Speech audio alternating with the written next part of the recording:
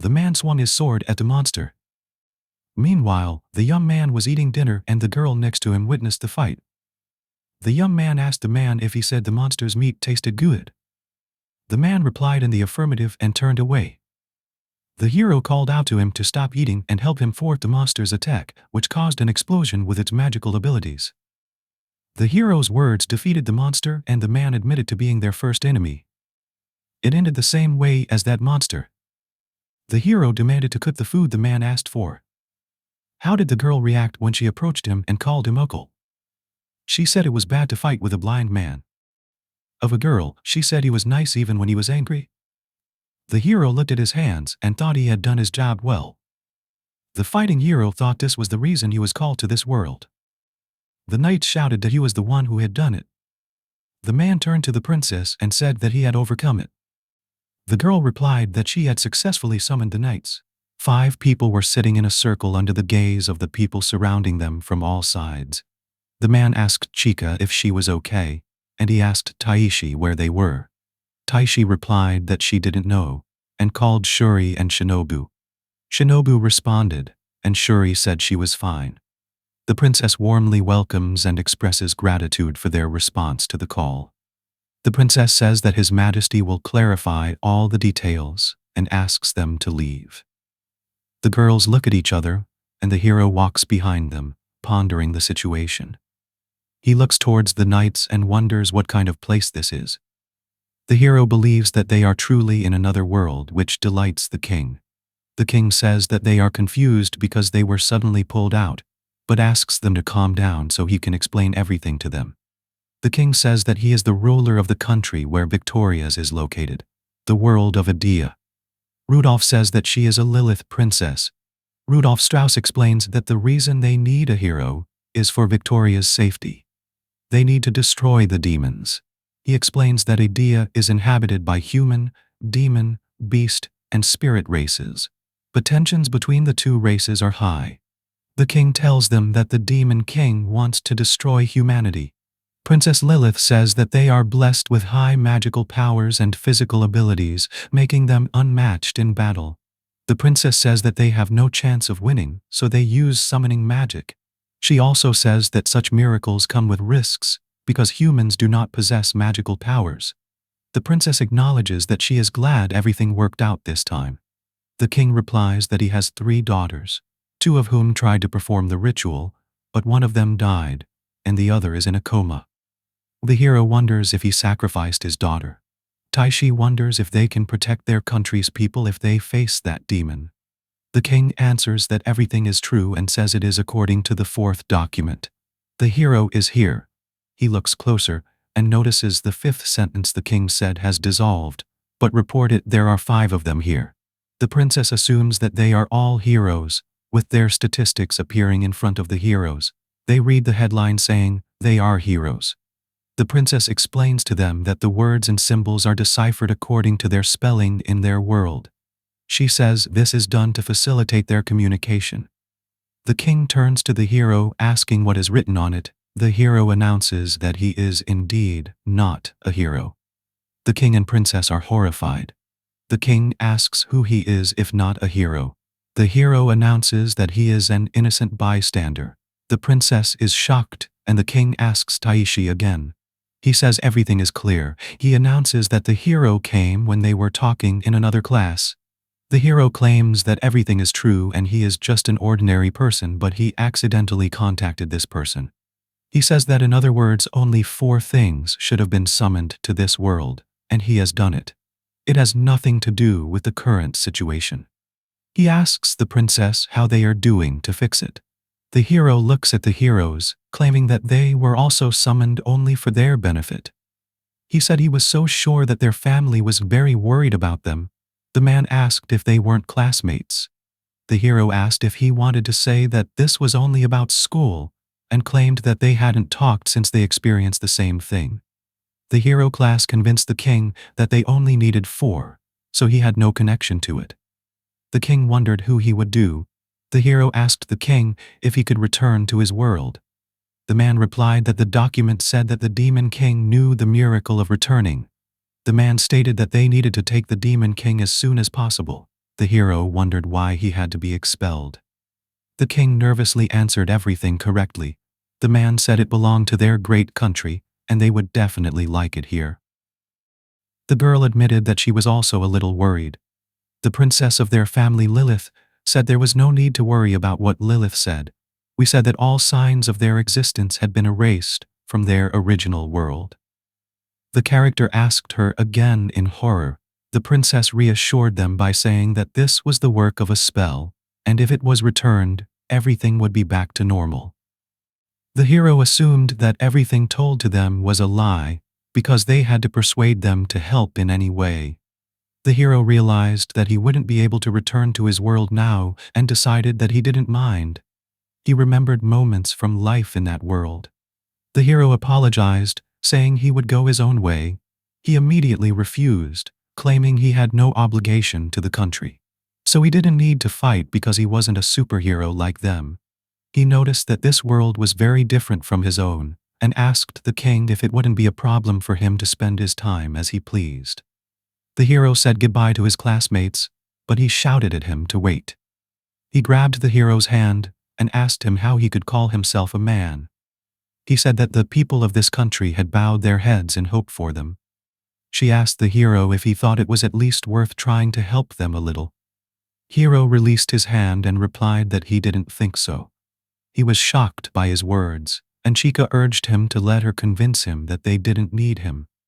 He explained that it might look like a game, but it was still reality, meaning he actually had to risk his life.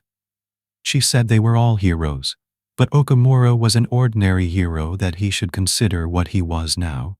Taishi agreed to do everything on his own. The hero replied that he wanted it. They were lucky. Then Lilith ran towards the hero and said that she was very sorry. The hero told her not to worry and left. As the hero was walking around the city, he decided that first he needed to gather information using BASIC from the RPG.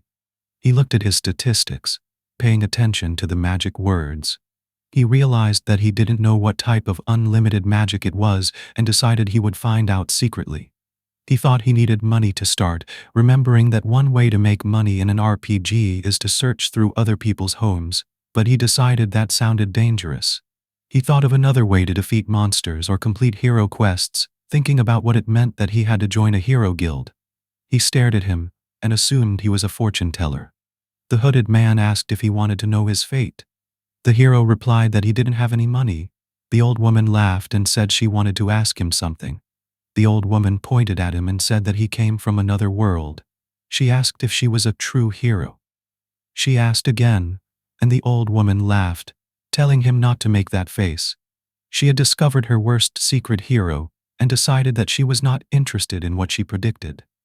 The hero sat down and thought that she was right to suspect that he came from another world. According to her, this old woman could give good advice. And besides, if her wealth told him, it was some kind of miracle that he had more reasons to listen to her predictions. The teller was surprised and told him that he had a strange fate star. The hero asked why it was strange, and the old woman explained to him that it was in everyone's heart. There is a star with its color, shape, and intensity of light, depending on the person. She said its color was dark blue, which suppressed the glowing red color that emanated from his stomach. Its shape was a perfect representation of a circle. The hero acknowledged it and said that he had never met such a strong star, although he had seen many of them. The old woman said that he had already found his new wings, and they would grow strong, wide and warm to everyone and anyone looking for such wings. The hero lightly reached out to stop her, saying it was not necessary. He admitted that he preferred to be a loner. The old woman replied that this was just one of the possibilities for the future hero in unlimited numbers. He thanked her for the information and said goodbye. She replied that it was not worth it because she was happy to meet a man, a sidelight she had never seen before, a long time ago. The old woman said it once when she was very young. She met an interdimensional explorer who looked like that. The hero was shocked and realized that this was not the first time someone had experienced coming to this country from another world. The fortune teller said that it always happened here, so let him stop by if he needed anything, except next time he had to pay. The hero went to the guild and looked around wondering what kind of world this game was. An employee of the guild approached him and thanked him for his belongings. She said that his referral for a new task was ready, so she returned his multi-passport. The employee informed him that if there were no problems, the reason for canceling the task, he would have to pay a cancellation fee of 10,000 riggin, and asked him to remember this. He read his task about collecting lottery plants and decided that if he failed, he would have more problems than just a lack of money. The girl asked if he knew what a lottery plant looked like, and he answered that he didn't know. The employee was looking for a lottery plant in a book, and the hero was losing patience. The guild employee warned the hero to be careful, as the notification was like a statistical window that he could manifest and make it disappear, and he thought it was convenient. The hero collected a bag of lottery plants. The hero thought this task was easier than he thought, and decided to check his statistics window. The hero said that he understood what magic meant, but he wondered what the broken inscription at the very end meant. He remembered the fortune teller's words that magic came from blood.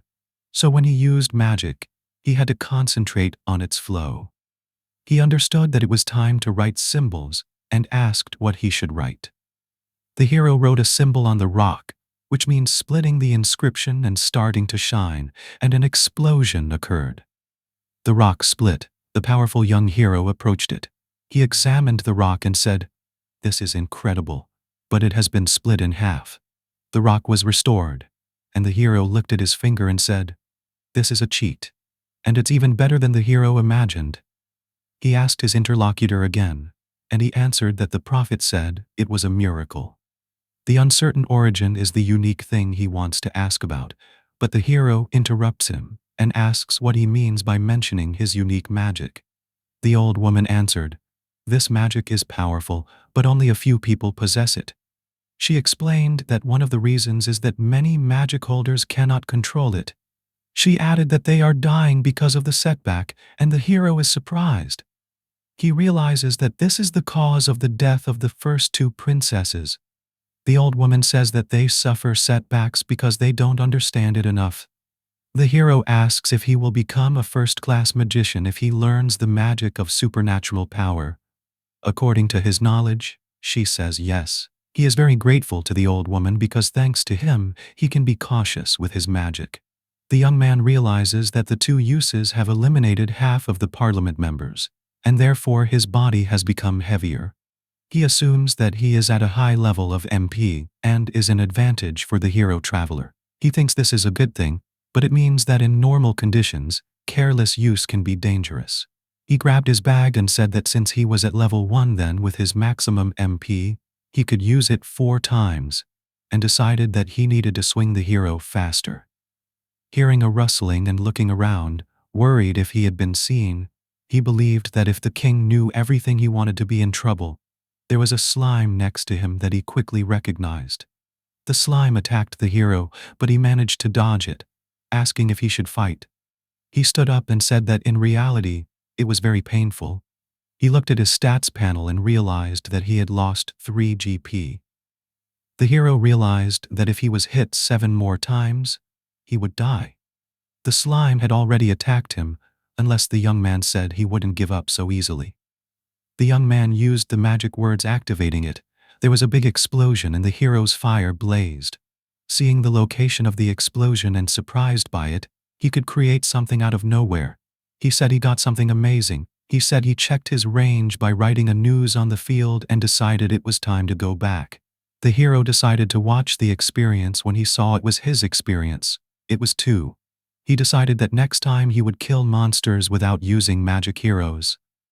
Seeing his soup and thinking that his food had finally arrived, he remembered the extraordinary seafood noodles that attracted him. He calmly tasted his noodles and opened his eyes in surprise, saying the broth was full of seafood. But it slides smoothly down your throat and quickly he tries the hero's noodles, feeling like he's been kissed by a fish. He realizes that it's the hero fish and understands that this is indeed seafood noodles, and you can get addicted to it. He leaves the cafe and reflects that his HP and MP have fully recovered, and there's an unusual lightness in his body. The hero decides it's time to find a hotel for the night, and start focusing on making money and leveling up tomorrow. One day in the dark forest, he chops down a slime. The slime spreads, and the hero receives a notification that he's reached level 3. He decides that he's skilled at swinging at someone hiding in a tree, looking towards the hero who says there's only slime in the forest, and not the goblin he needs. He says he's used to holding weapons, but he's bored with slime. Suddenly someone attacks him from above. The hero manages to dodge and says the distance is close. The goblin stands in front of him and the hero says that he has appeared. He apologizes to him and tells him to make it his first move. He looks at the monster's body and claims that it's not fun. The crowd of monsters approaches him and the young man realizes that they have found him through the sounds. The hero decides that they are indeed just checking something and the monster attacks him. The hero uses magic words and writes a needle symbol on the floor, piercing the monster. The hero saw the slain monster and said that this was not a sight for the faint-hearted. He claimed that they were indeed monsters, but such massacres still happened. The dreadful hero looked at his trembling hands and said that he always considered himself less sensitive to others. The monster approached him, and the hero said that now he understood that he just had to do it until he got used to it. He ordered them to attack him until he got used to killing. In the guild, a bag fell on the table with a loud noise. The hero asked the girl for an evaluation of the 22-fingered goblin. The girl admitted that she was surprised by it. She was able to kill so many goblin heroes, asked her to evaluate it as soon as possible.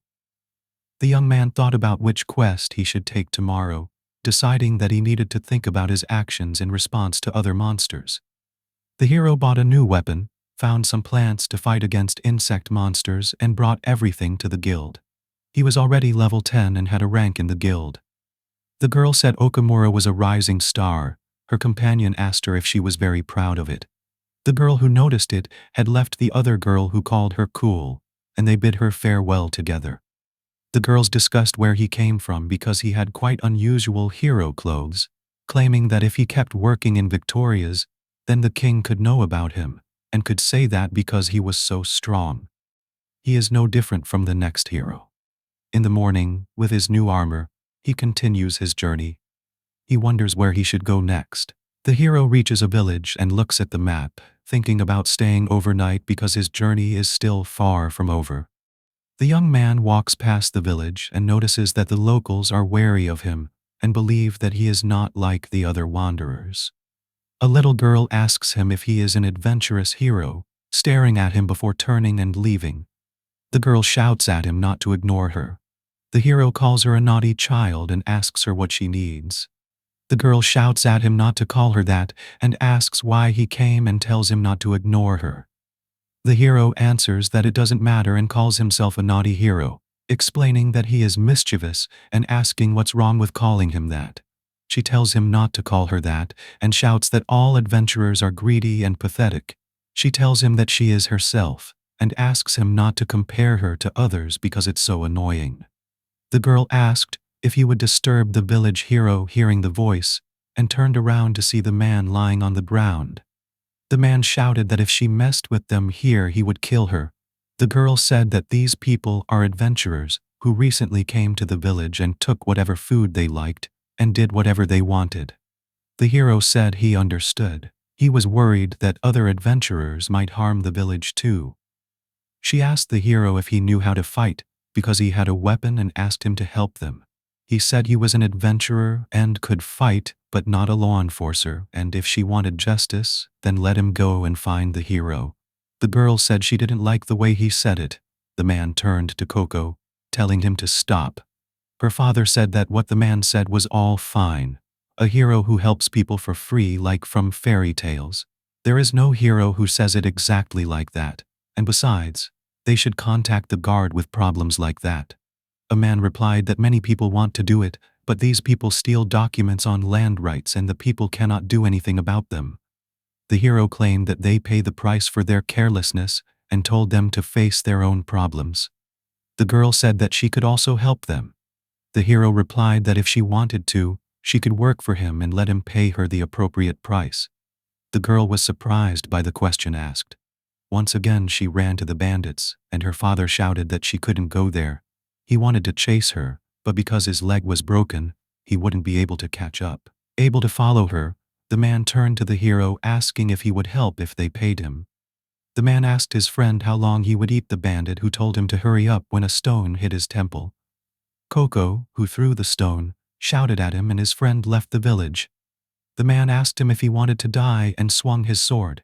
He didn't have time to attack because there was someone stretching a sword in front of him. He stood in horror and Coco was shocked. The hero tells the girl to wake up and asks her why he helped. The hero answers that he was paid, so he would help. The bandit asks the hero who he is, and he answers that he doesn't have to answer. The hero says he will destroy him and attacks. The bandit notices that the hero quickly hits him with his sword, and he doesn't have time to avoid it. The bandit says that this is impossible and falls to the ground. The hero claims that he didn't think it was anything special for a moment. The bandit gets out of the house and asks why his friend is on the ground. The hero hurts him with his sword but realizes that he is wearing armor. He steps back, thinking that he is wearing protective armor. He tears his t-shirt and shouts, daring him. The man tells the hero that he will turn him into minced meat. The hero kicks his leg, but there is armor there too. The hero wonders if he is wearing a complete set of armor. He activates the power of his words and tells him to stand up, and steam starts flowing behind the bandit. It is said to be hot on his back, and steam comes out of the man's writing. The man screams that he is sexy. The hero writes a new word that strengthens and punches the man's face. The villagers start applauding that the bandit has been defeated, and the hero receives the notification. He thinks that for people like them, he gains more experience. Coco's father asks him if he is an extraordinary adventurous hero and asks if he assumes that these people are weak. The man replied no, because they were known as sworn brothers, and they said that the bastard was inexperienced. The hero and the man looked at each other as the girl hit the boy, saying that if he was strong, he should help them properly. The wandering hero replied that he had already done, so saying that he did not do it for free, explaining that this time he received a request from the parents. That's why he helped. The father Coco asked him if he wanted a rare book and delicious food as payment. He asked if he wanted to enter his shop before giving it to him. The man asked him to come to him. He took it out, drew his sword, and asked to accept it. The hero took it and examined it. While wondering, the man said his name. He asked the hero if he knew about the katana. The man explained that the katana was a weapon originally created by some of the beastkin. The man said no, unlike that, the sword created by humans was designed primarily for cutting force. Katana specialized in cutting victims into pieces using its speed. The man said that he guaranteed its sharpness, but the real value lay in how it penetrated. He claimed like that he smoothly pierced, just with his sword, proving his strength.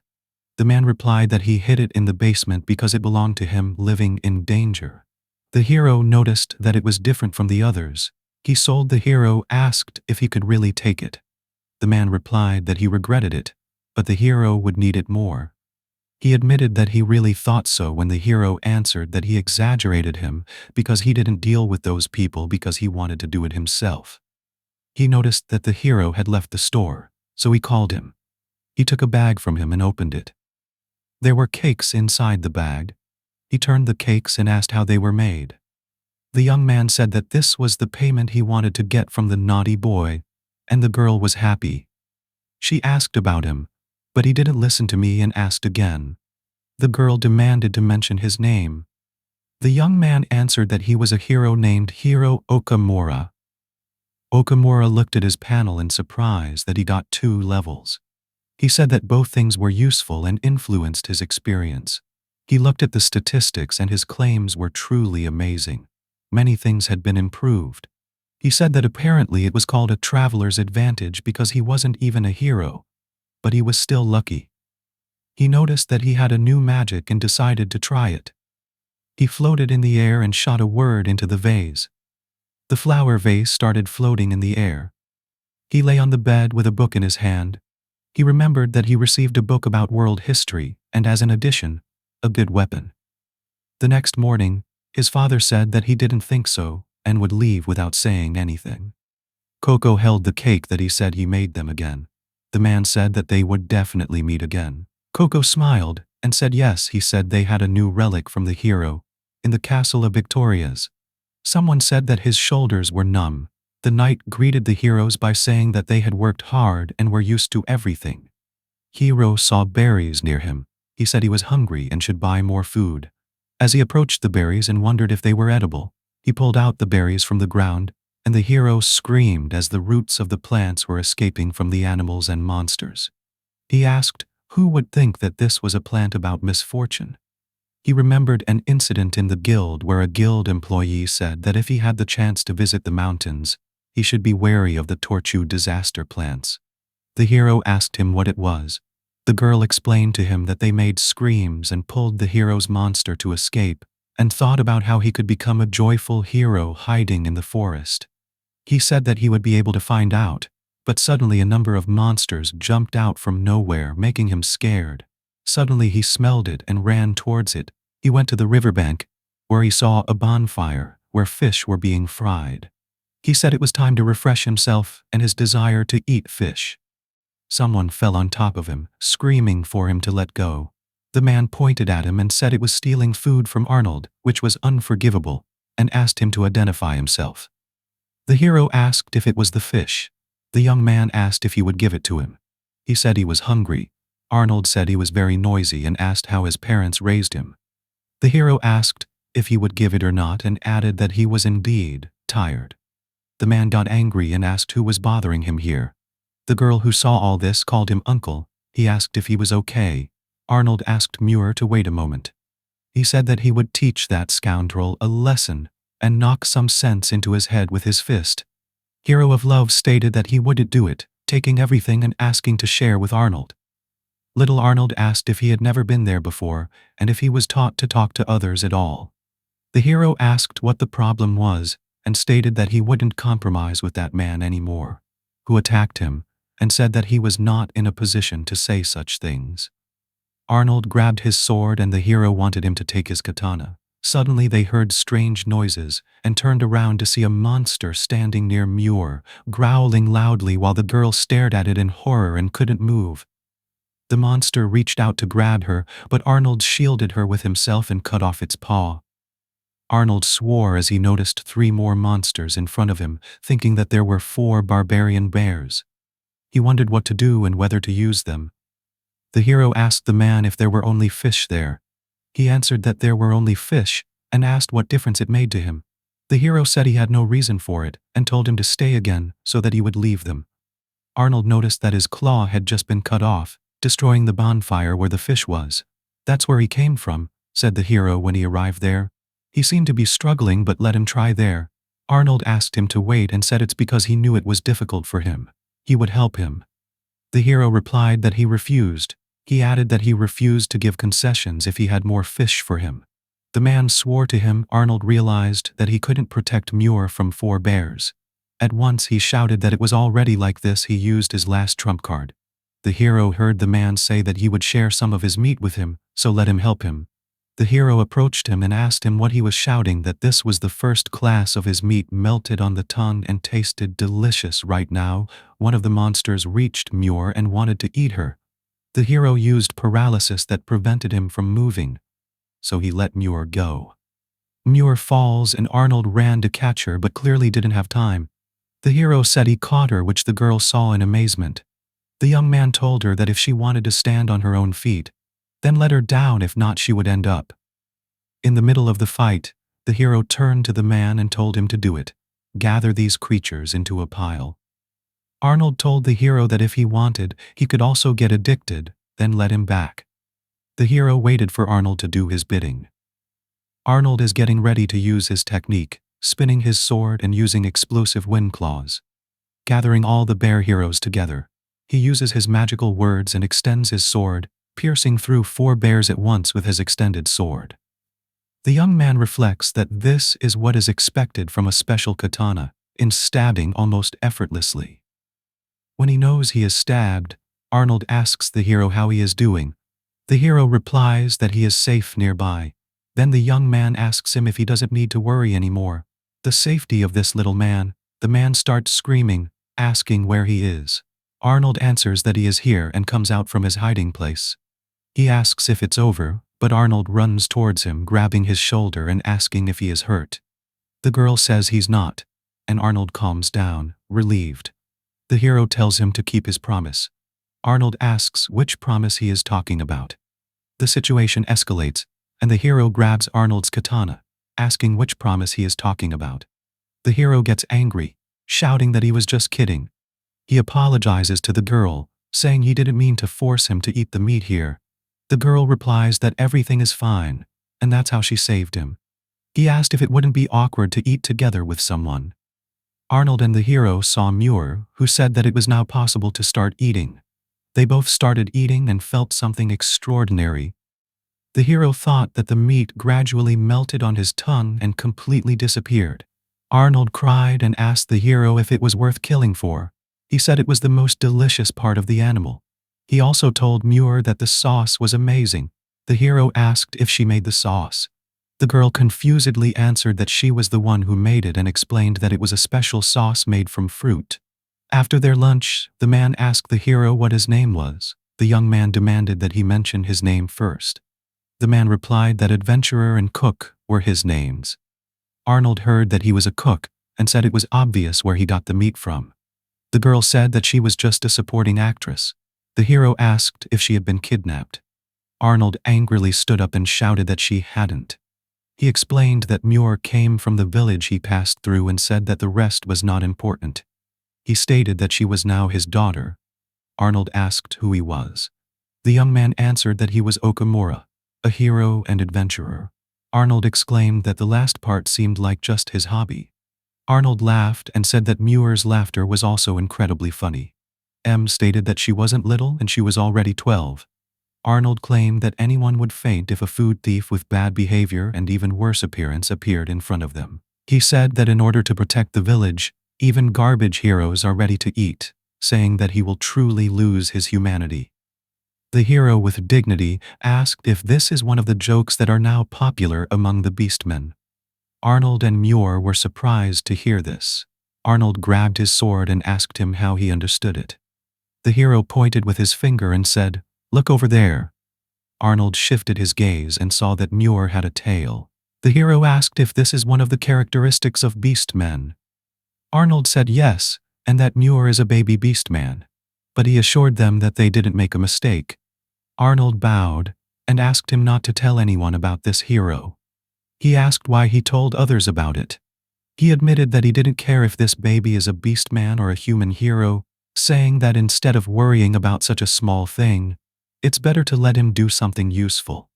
He claimed that the fact that they live here doesn't change anything and asked if things like books and food are not more important. Arnold started laughing uncontrollably, and the hero told him not to laugh in front of him and threatened to stab him.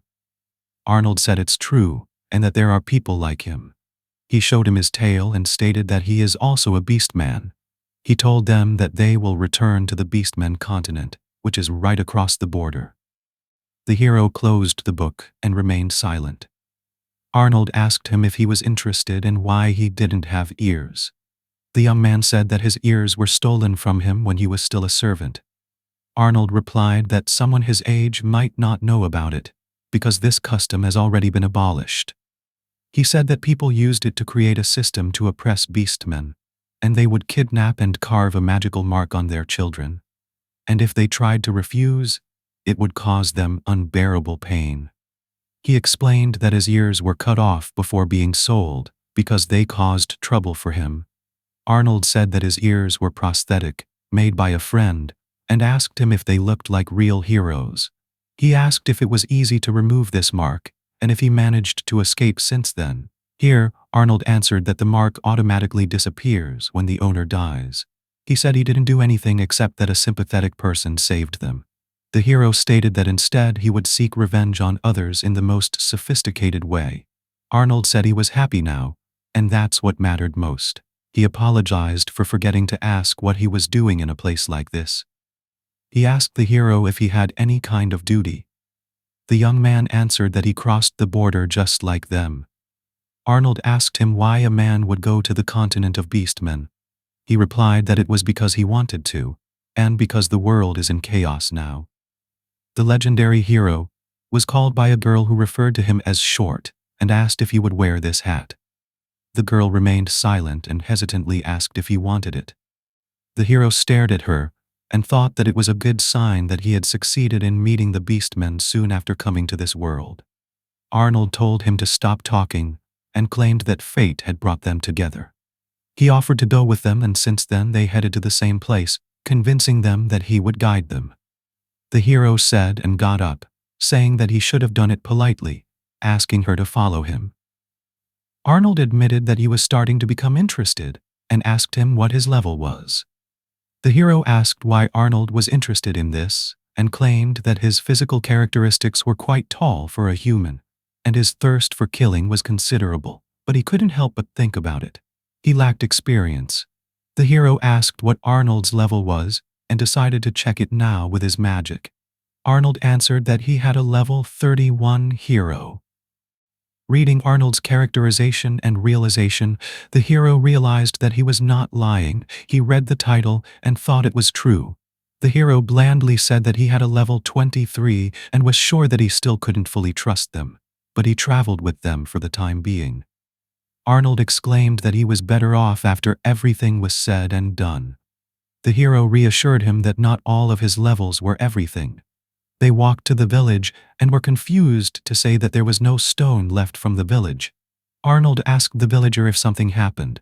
The man replied that it was just because of some beastkin went wild. Arnold asked why some beastkin were rampaging. The man said they were fighting with a group of strange people because they wanted to capture them and tell them to obey.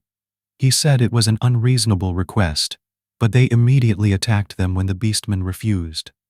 Arnold and Muir were frustrated sitting on a bed in the hero's hotel, reading a book in one bed and searching in their bed. Arnold started shouting, saying there was nothing he could do while sitting here looking grumpy because it wasn't his way. He claimed he was scaring the hero, who replied that he didn't care and asked him not to suddenly shout. He said so, almost ready to call the doctor and tell him he was crazy.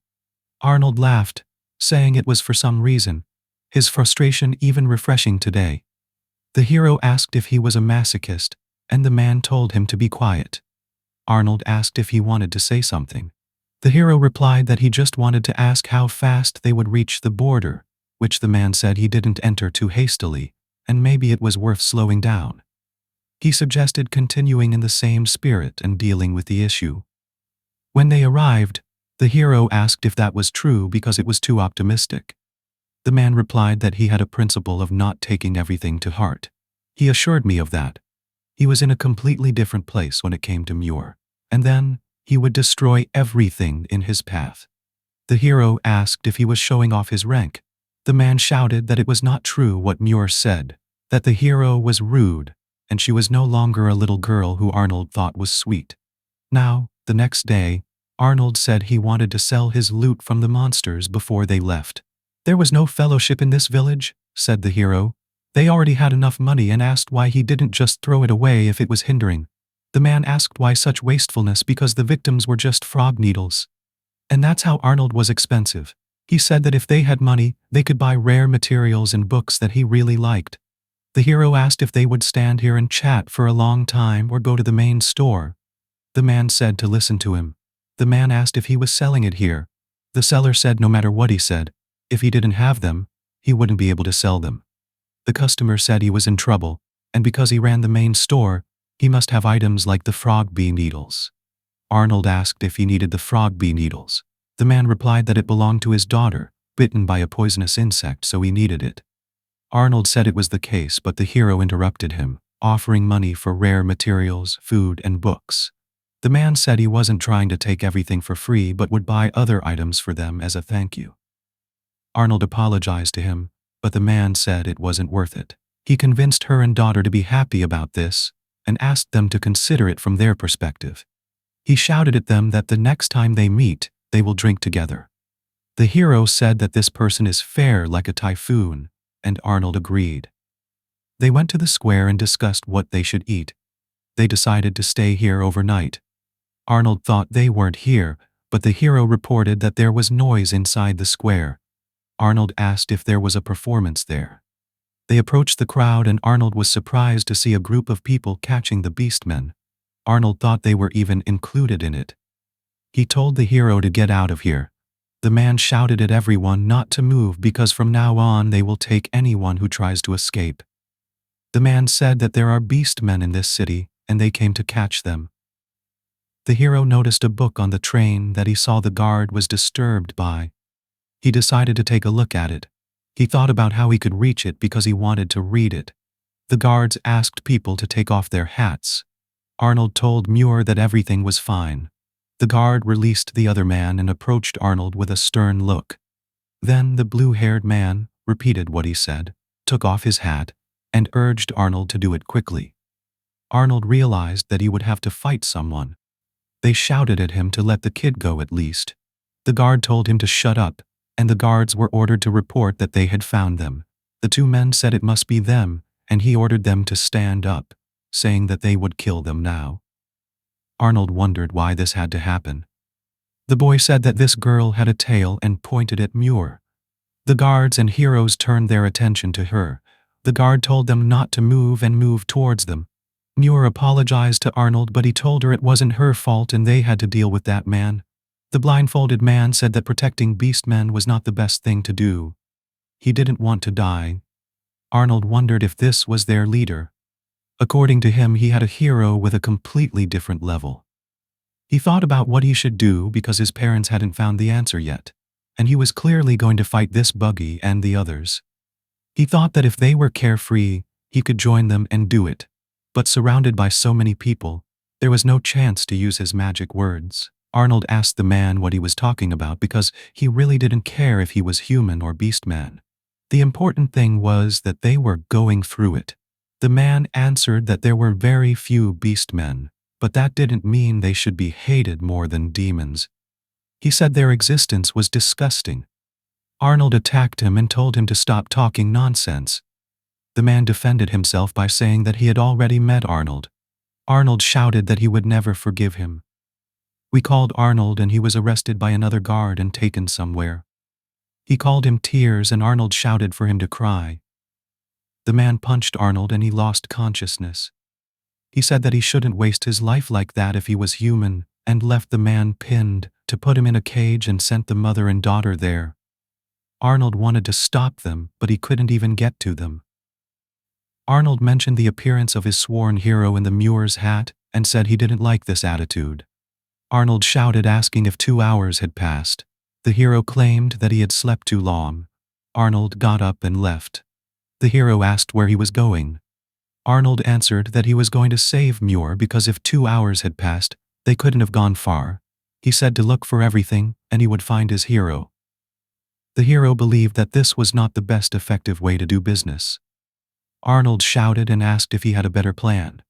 The hero asked to be released and punched Arnold in the stomach. The hero said he wouldn't do much if he could knock him down with one punch. Arnold said he knew, but even now Muir needed the hero's help. The hero asked him not to worry because they were still in town. Arnold was excited to ask if he was a real hero seriously, asking not to approach, saying he would bump into him. He said there was a rumor that they met someone here, so they stayed on the east side of town, maybe because that person hadn't shown up yet. Arnold wanted to go there, but the hero stopped him. Arnold asked him if he wanted to help. The hero would answer no, not like that, and he was only interested in their group, so he asked to talk about it. Arnold said, why didn't he tell me anything? He asked how he planned to pay because dragging him looked like a dead frog all the way here, and he gave him information that Arnold said he would go to be brief, so let him listen carefully. He said that the organization called the Beast Human Cage, and its goal is to capture them or turn them into servants.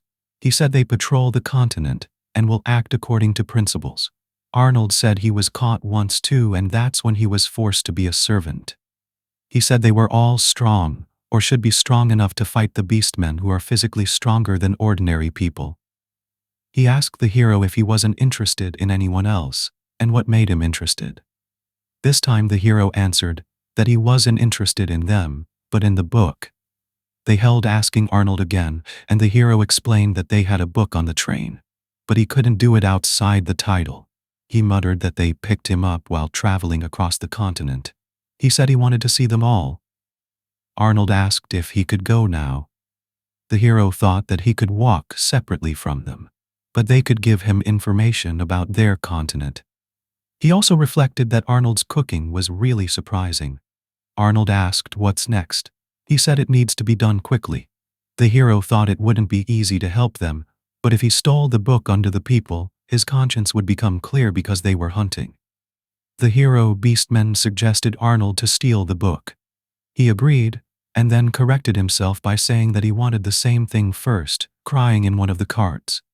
He remembered Arnold and wondered why he always obstructed him. He apologized to him and suggested that it would be better if he wasn't there.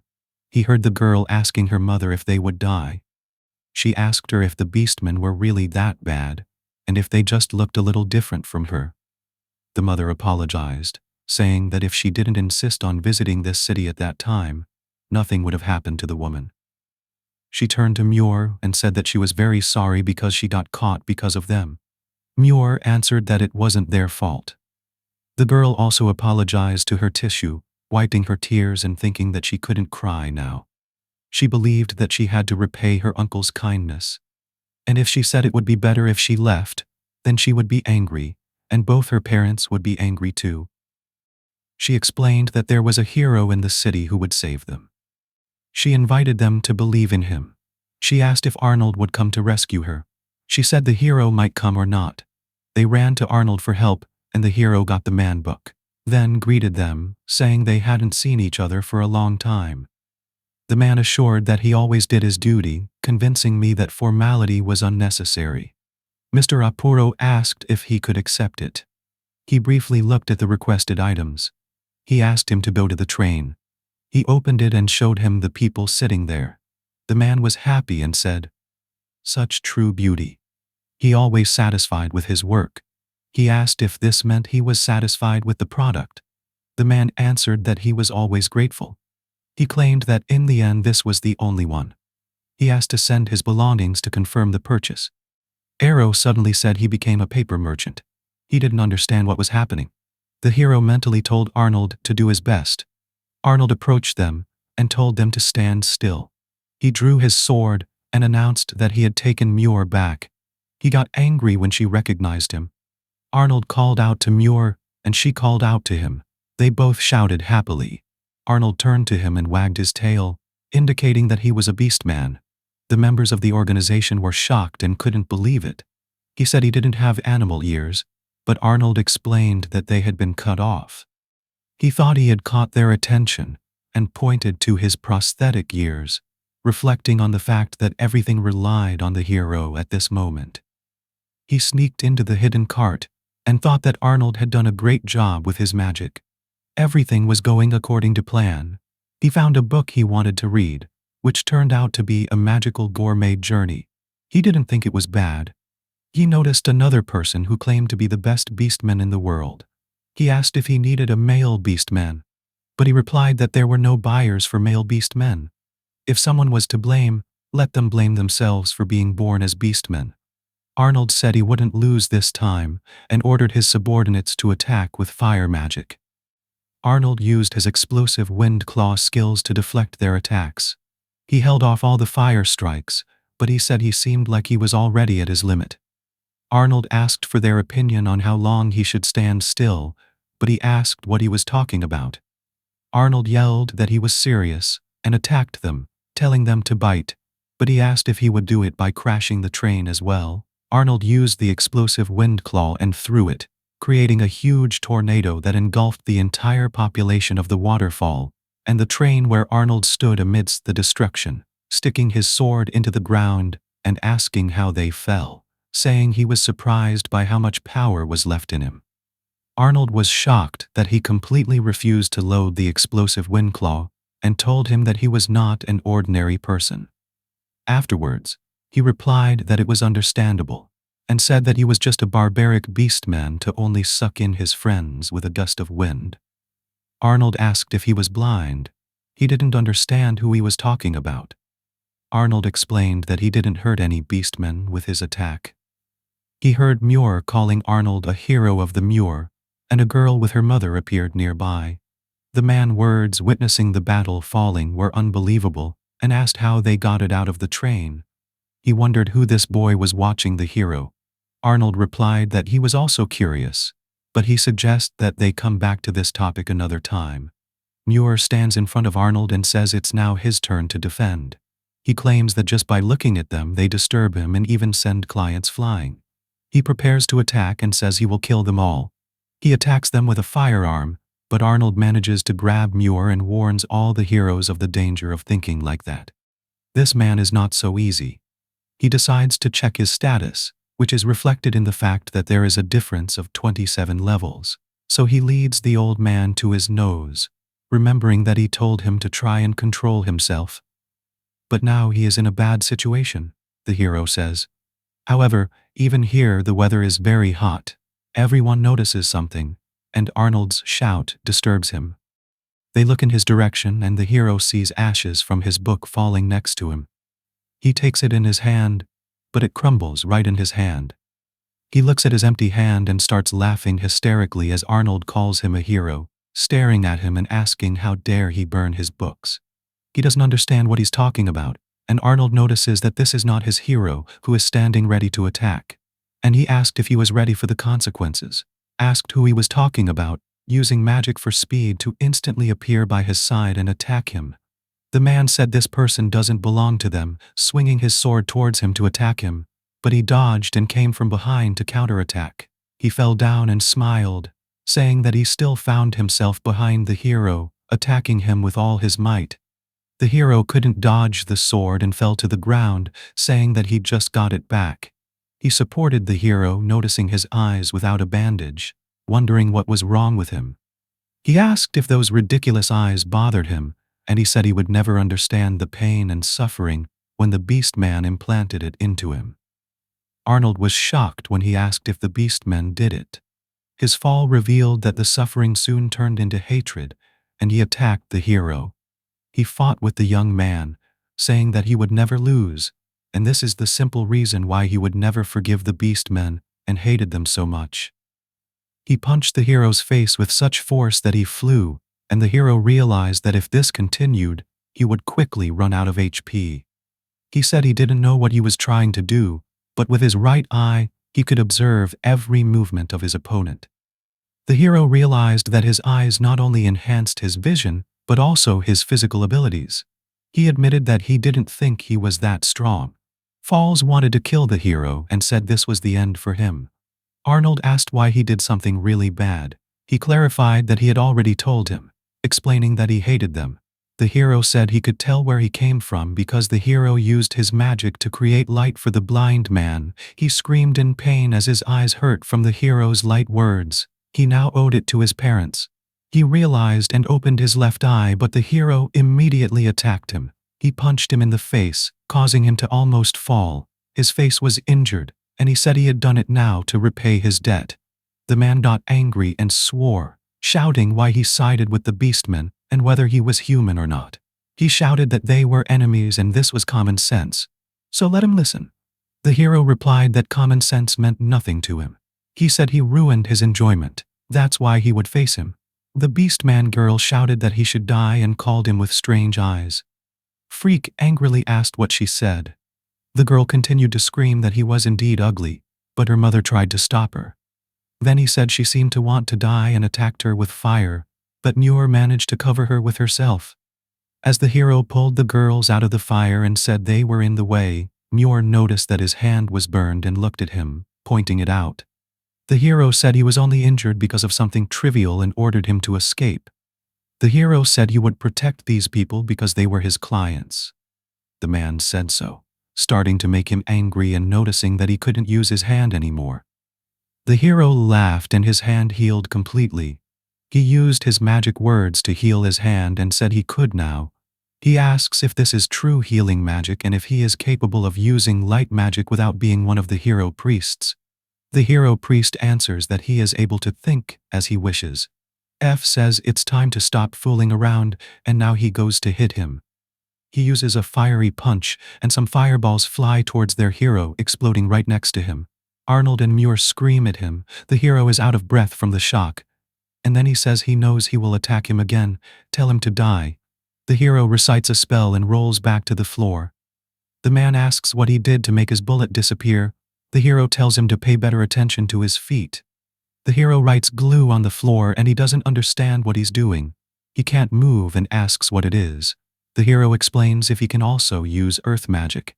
The hero swings and says he wonders if that could be possible, and slaps his face. The human trembles in pain when the hero says it is the first volume of the gourmet travel report across the continent. Falls doesn't understand what he's talking about. Arnold watches the hero continue to beat him, who says this is the second and third volume in the magic system.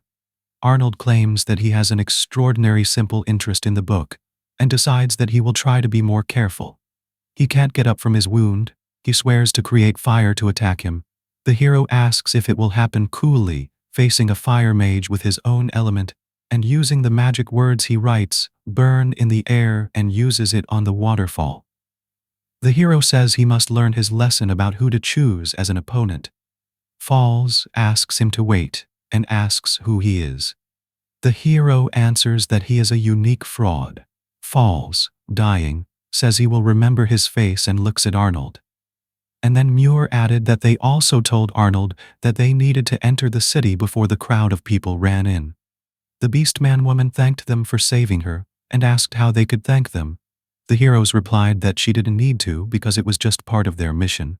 Arnold thanked the heroes by saying that they truly helped. A young man answered that it was indeed much more important that they did not forget the beautiful materials. Arnold pondered what would happen if the heroes didn't help, and wondered who he thought he had unusual physical abilities and strength for a human.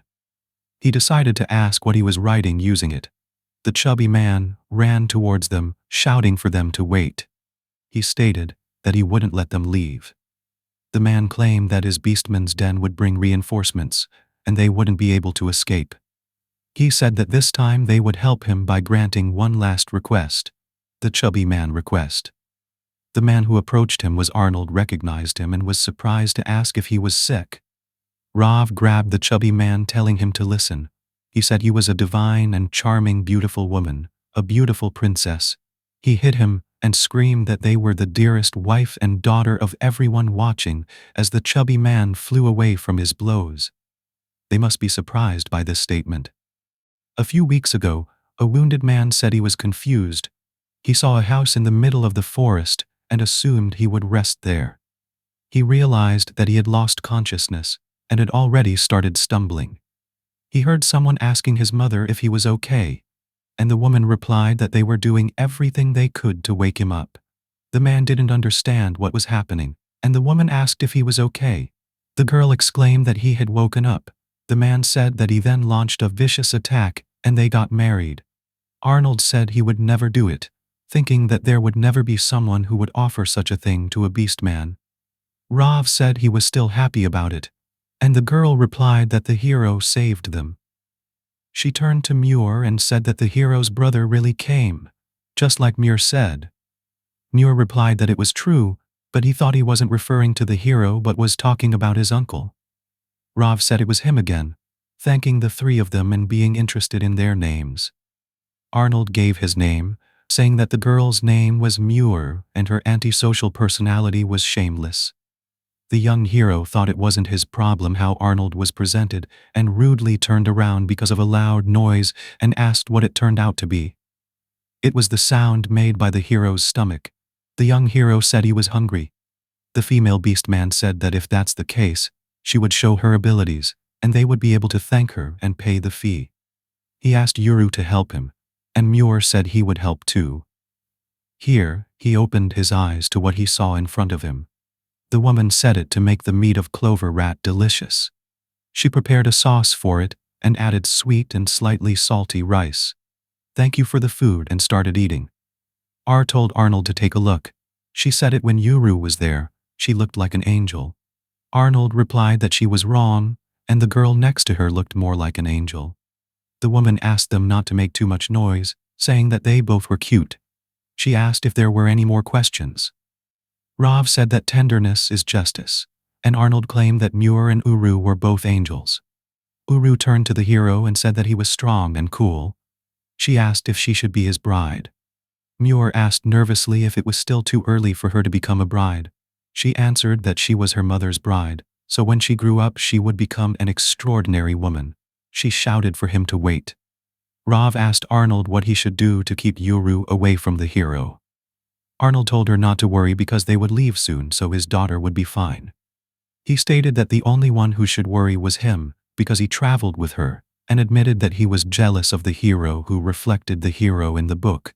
It's a shame, of course, but he was a delicious food field. So here's the replacement that can be accepted. They said goodbye to each other. Arnold asked the hero to speak for a moment. He asked if he would really stay with them. The hero wondered what he meant. Arnold explained that with what happened, they caught the attention of the beastmen in the cage, so they would chase them. He said they could run faster than them and attack them at the border. Crossing it would cause problems. He added that it was their mistake to get involved in all this, and admitted that he felt ashamed. The hero replied that he didn't care. He said he didn't like blaming others because he decided for himself, and he provided for the possibility of persecution. The hero added that he told him that he was heading towards the border, so this journey would be a very good reward for him. Arnold was moved by the hero's words and asked the young man why he was whining and offered to hit the hero. The hero's street reflected the same task of helping him in difficult situations, and if they broke up, it would only happen when they became equal. He decided that such a journey should not be boring. He heard someone want him to say something here, while bowing and saying he regretted what happened. He thanked him for saving him. He told him not to worry. He remembered that he forgot and put his hat on his head. The girl panicked thanks to him. The hero knelt down and tapped his forehead. He said if he was very worried, then let him go stronger. In the Mount of Raji they bathed in hot springs.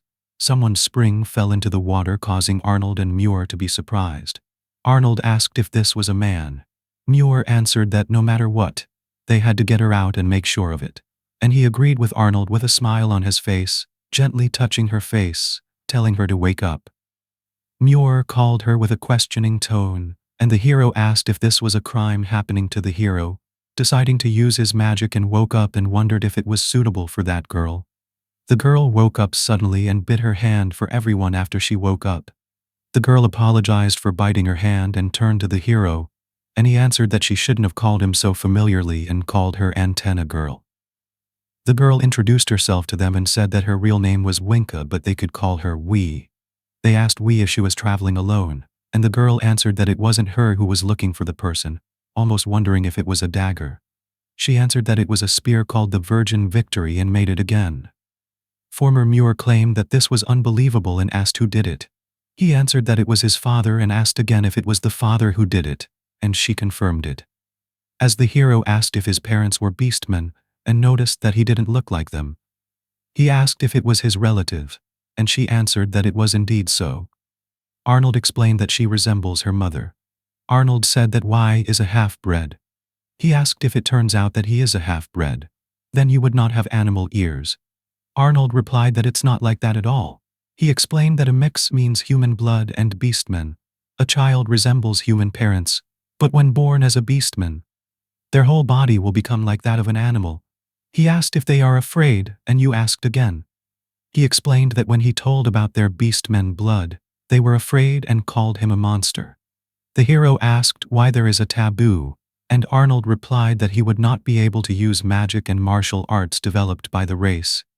He explained that each race cannot do something that others can, and manifesting their demonic creatures is considered taboo. Arnold smiled, showing his tail and tilting his ears, and said that he is not afraid at all because he and Muir are beastmen. He turned around and said he was hungry and demanded Arnold to call him bad, quickly take him upstairs. Arnold started shouting and demanded that he stop calling him that. Arnold took a crab and said it had been found. The hero communicated to Arnold, asking if he said the find was one of the good signs. Arnold said that it was a scary crab creature, and they rarely go into the water, and moreover, they have very good camouflage. He admitted he didn't think they would find it easily. The hero was not happy, and asked what they should do. Arnold then said they would use his magic to kick it right into the water.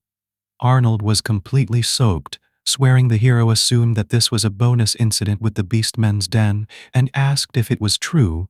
Arnold answered that it was, and the hero asked if he should catch his prey himself. Arnold agreed, saying it would be faster and more reliable. Suddenly he realized that the hero was scared of something coming out of the water and threw Arnold up. The hero asked if it was the leader of the crab cows. Arnold shouted that it was a group of crabs. The hero asked what this meant, and he explained that when crab cows were scared, they gathered and used their camouflage to look like a crab. Arnold said that one was hiding in the river when he fell there, and convinced them that they had no choice but to fight. The hero cynically replied that it was like a mountain, and told Muir and Wee that they would come down. Wee ran past him, and he called her Antenna Girl.